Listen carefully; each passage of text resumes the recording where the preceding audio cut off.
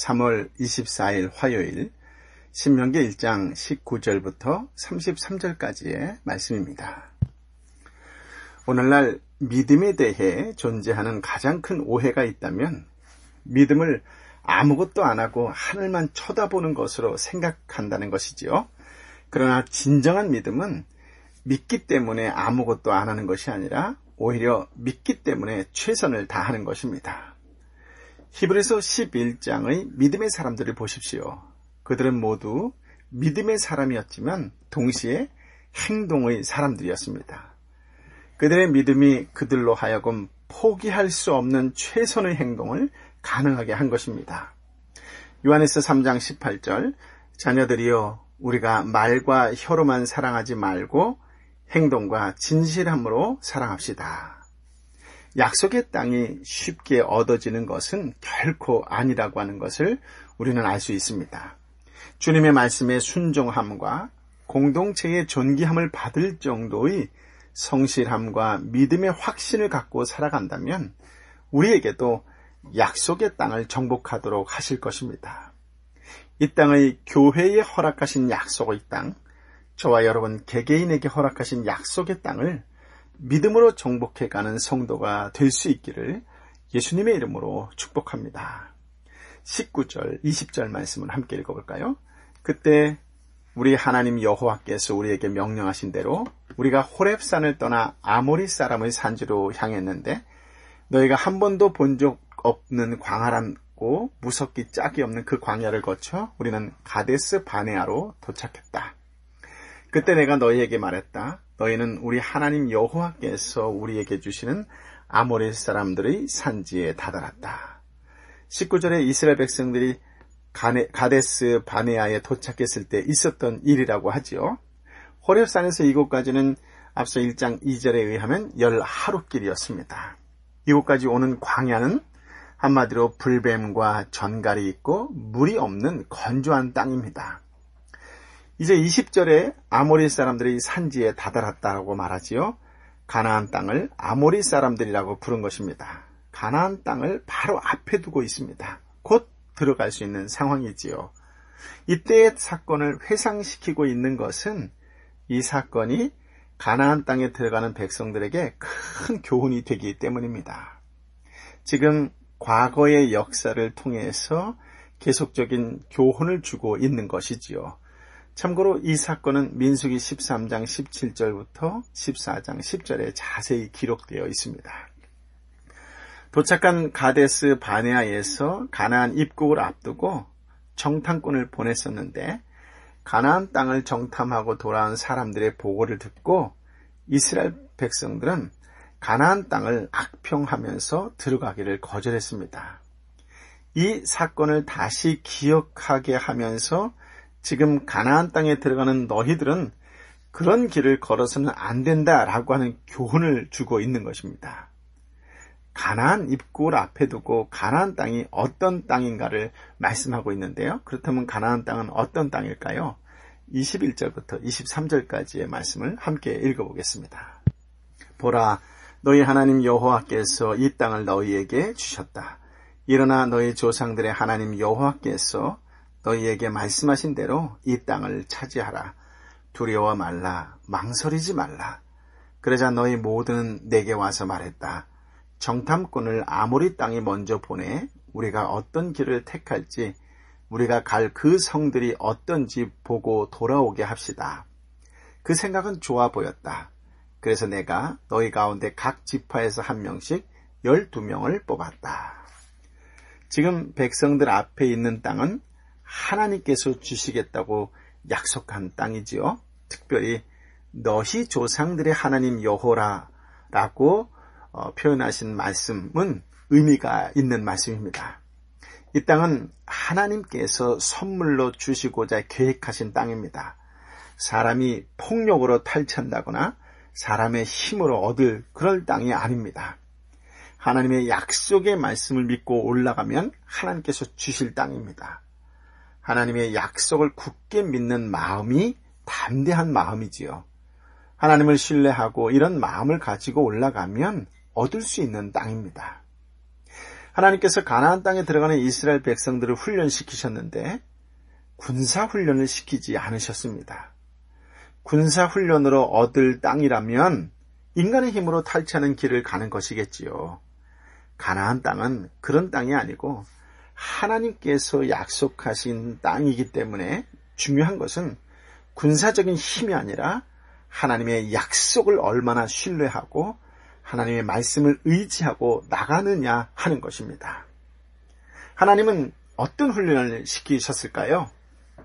하나님의 모든 말씀으로 살아야 한다라는 진리를 깨닫도록 훈련하셨습니다.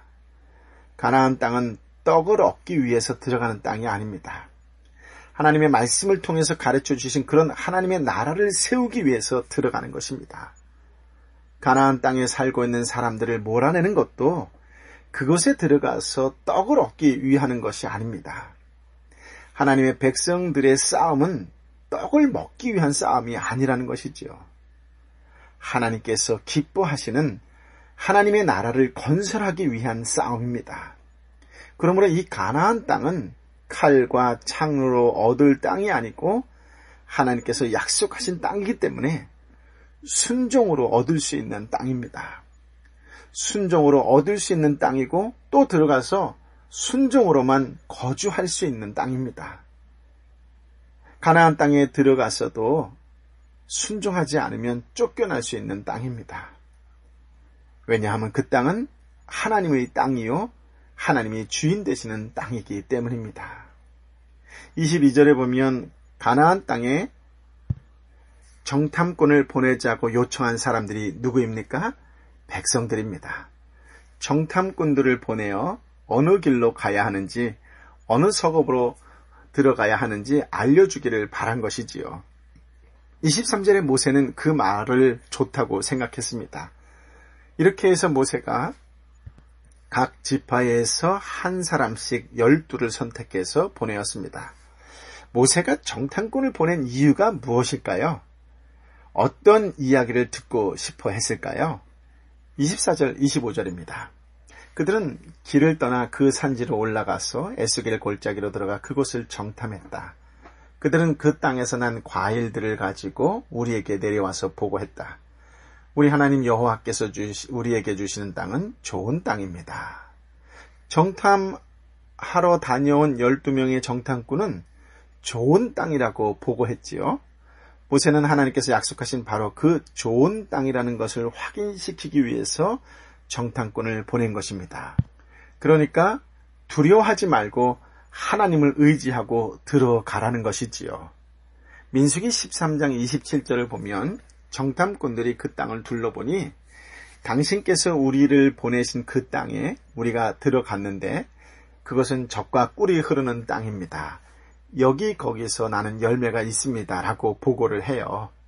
그러니까 그 땅에 들어가 보니 과연 하나님께서 말씀하신 대로 복된 땅이다 라고 하는 것을 확연시키기 위해서 모세는 정탐꾼들을 보낸 것입니다.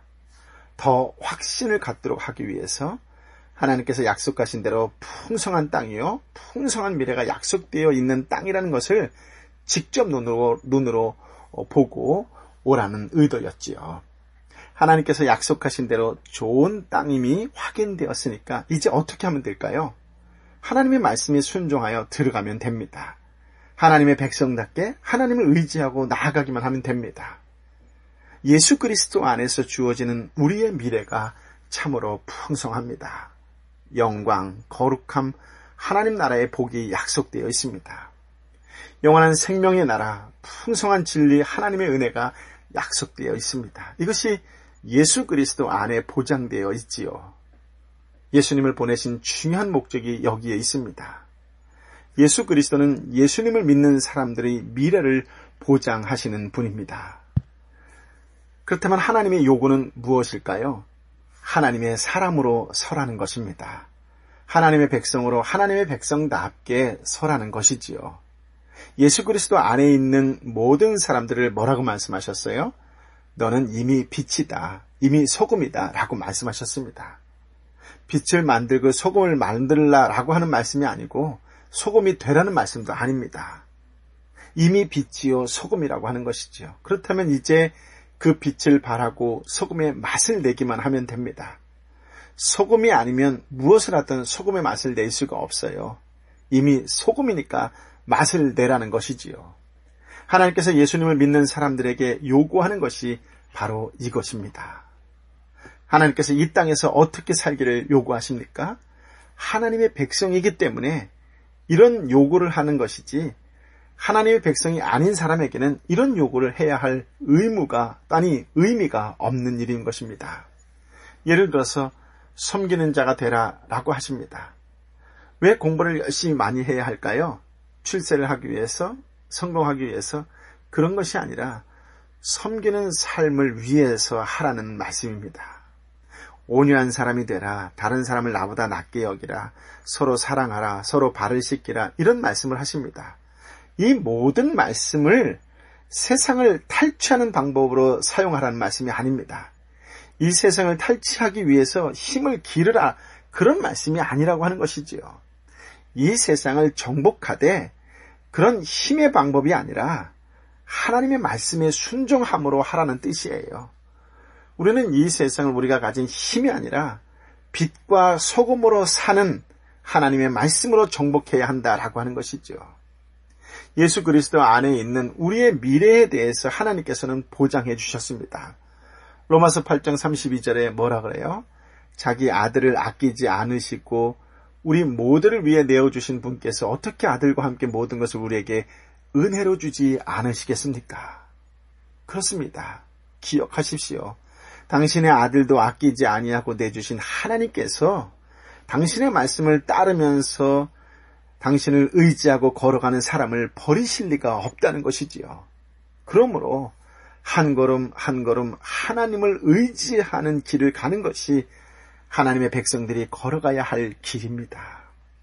하나님 앞에서 늘 이런 자세를 가지고 살아가시기를 예수님의 이름으로 축복합니다. 그런데 이스라엘 백성들의 반응은 어떻습니까? 26절부터 28절까지의 말씀을 함께 읽어볼까요? 그러나 너희는 올라가고 싶어 하지 않았다. 너희는 너희 하나님 여호와의 명령을 거역한 것이다. 너희는 너희 장막 안에서 원망하며 말했다. 여호와께서 우리를 미워하셔서 우리를 이집트에서 이끌어내 아모리 사람들의 손에 넘겨 우리를 멸망시키려는 것 아닌가? 우리가 어디로 가겠는가? 우리 형제들이 정신을 혼란하게 하며 말하기를 그들은 우리보다 힘이 세고 크다. 성들은 크고 그 성벽은 하늘까지 솟아있다. 우리는 거기서 아낙 사람들마저 보았다고 했다.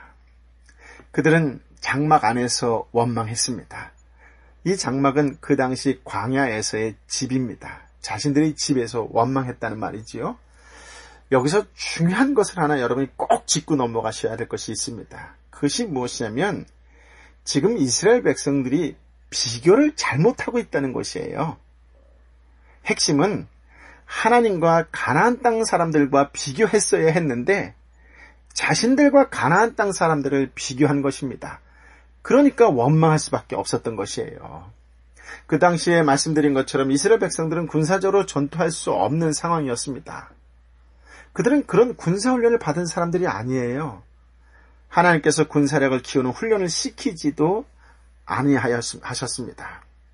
민수기 13장 28절을 보면 좋은 땅인데 그 땅 거주민은 강하고 성읍은 견고하고 힘이 크다라고 말하고 있습니다. 이것이 문제라고 하는 것이에요.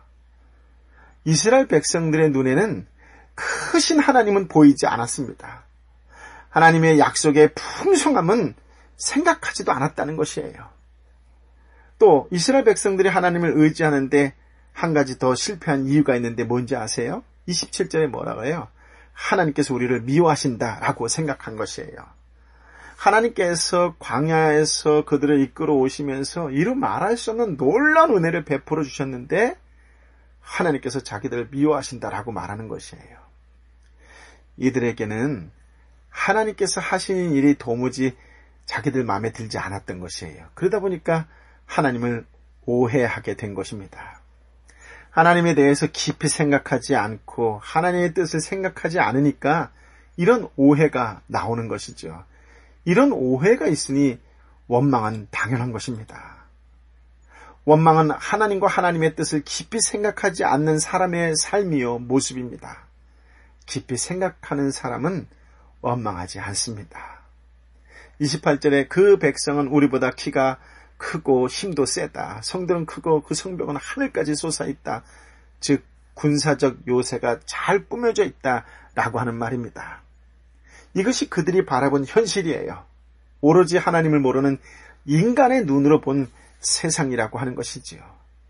이런 현실을 보니 그들은 26절의 말씀처럼 올라가고 싶어 하지 않았다는 것이에요. 결국 올라가라고 하는 하나님 여호와의 명령을 거역하게 된 것이지요. 하나님의 말씀을 따르지 않고 원망이 가득한 백성들에게 모세는 하나님의 권능과 도우심의 손길을 분명히 인지하고 하나님께 대한 신앙을 회복하라는 메시지를 전해줍니다. 29절부터 33절까지의 말씀인데요. 그때 너희에게 말했다. 두려워하지 말라. 그들을 무서워하지 말라. 너희보다 앞서 가시는 너희 하나님 여호와께서 이집트에서 너희를 위해 하셨듯이 너희 눈앞에서 너희를 위해 싸우실 것이다. 광야에서도 너희가 보지 않았느냐? 너희 하나님 여호와께서 아버지가 아들을 안는 것 같이 너희를 안아 너희가 이곳에 닿을 때까지 그 여정을 함께 하시지 않았느냐? 이 말에도 불구하고 너희는 너희 하나님 여호와를 믿지 않았다.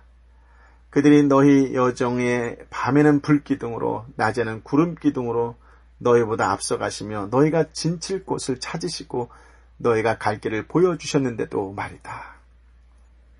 29절은 두려워하지 말라. 그들을 무서워하지 말라라고 하지요. 왜 이런 일이 발생할까요? 서로를 비교하면 이런 두려움을 갖는 것은 당연하다라고 하는 것이에요. 문제는 어떻게 이 두려움을 처리해야 하느냐라고 하는 것이지요. 이것이 위기입니다.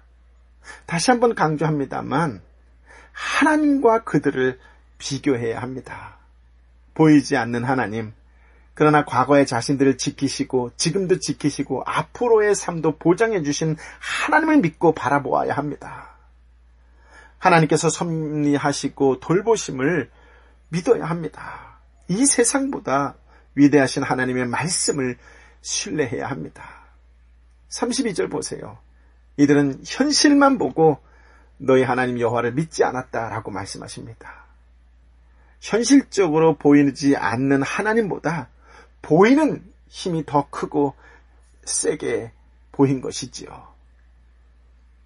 이스라엘 백성들은 아낙의 장대한 사람들과 자신들이 싸워야 한다고 생각했습니다. 현실적인 환경만 보이고 하나님은 보이지 않았습니다.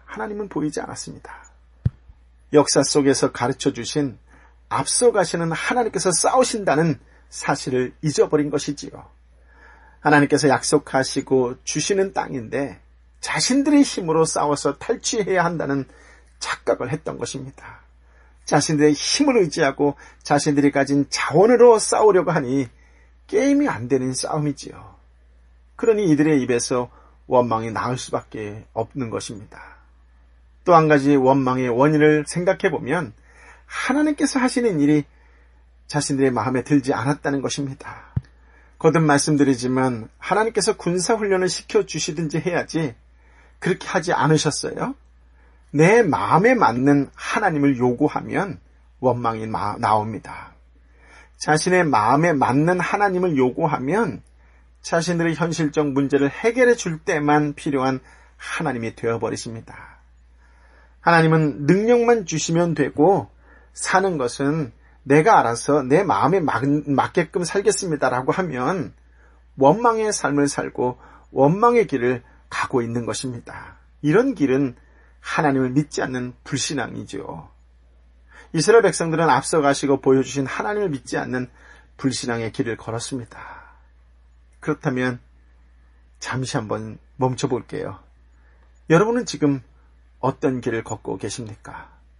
그들처럼 불신앙, 불순종의 길을 가고 계시지는 않습니까?